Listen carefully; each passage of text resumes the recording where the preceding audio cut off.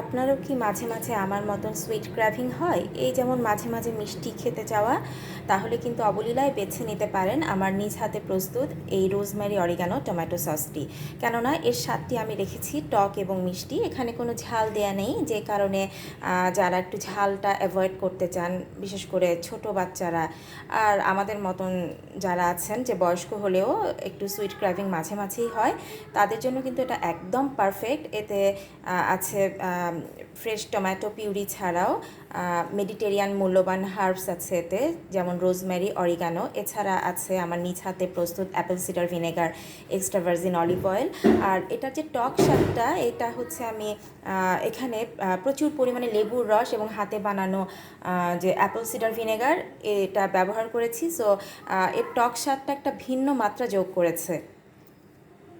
তো বুঝতেই পারছেন, এটা সাধারণ কোনো টমেটো সস না, এটা বেশ মূল্যবান উপকরণে প্রস্তুত রোজমেরি অরিগানো টমেটো সস।